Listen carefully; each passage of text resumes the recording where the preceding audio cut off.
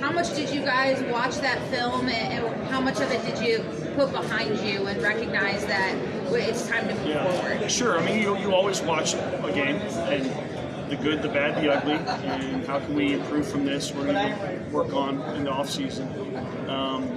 But then you flush it and you move on pretty quickly, especially when there's a new coordinator, because it's a different offense.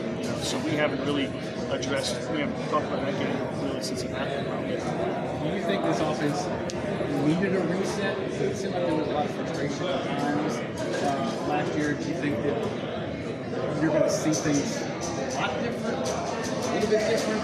I think it'll be different. It'll certainly be different. I think we're excited about Coach Riley and what he brings to the offense. He's a great offensive mind, and like I said, the players are excited about it. And so I think that some of the things you'll see will be similar. I mean, inside zone is inside zone.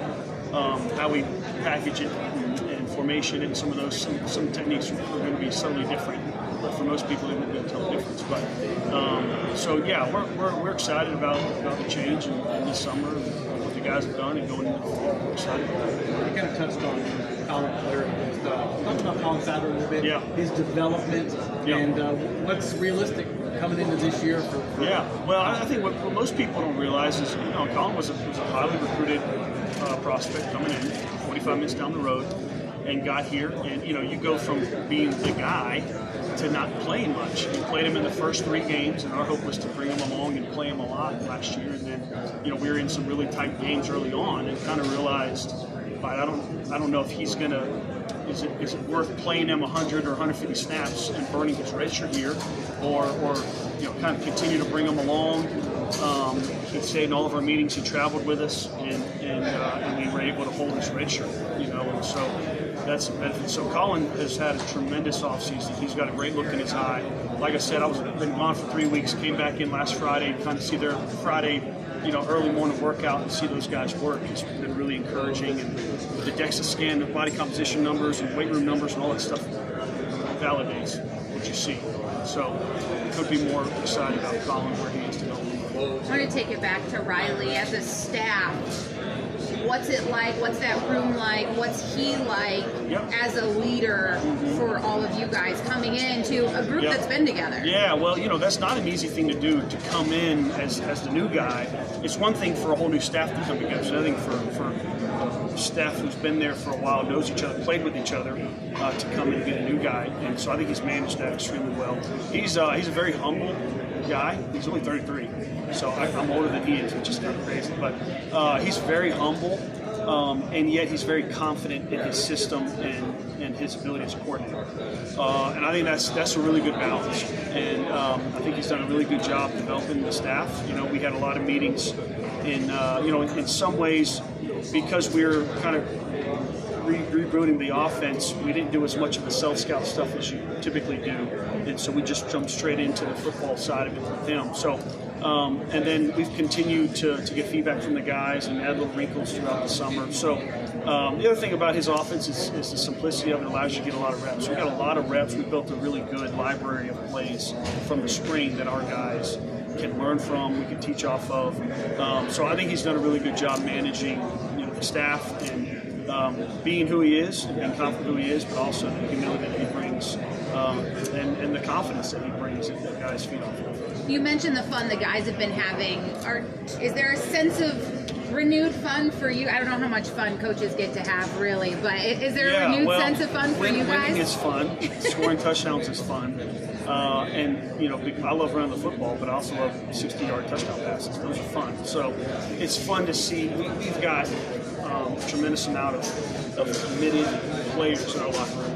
Battle-tested guys. You talk about Walker. You talk about Putnam. Some of those guys who played a lot of football. They came to Clemson to win championships. They didn't come to win, to go 10-3. So we know the expectation. We embrace that. So it's fun to see those guys feeling confident in the system, and the expectation is that it'll show up on the field, this fall.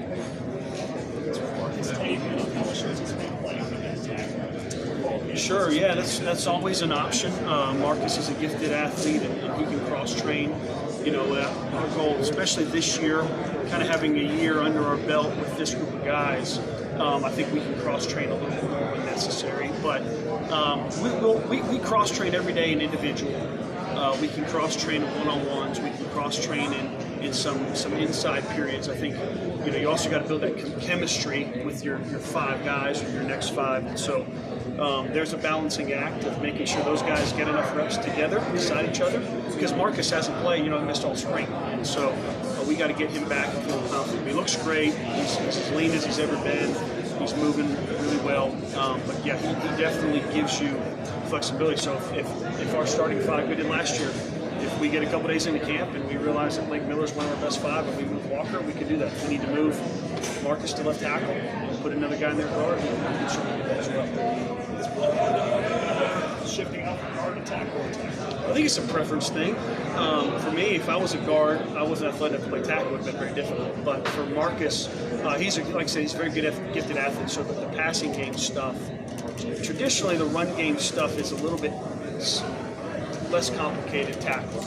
A lot more base blocks than there are combinations with the center. But from a pass protection standpoint, you got to feel comfortable there. He's always been a very good pass blocker, offensive lineman. So that makes it easier for him.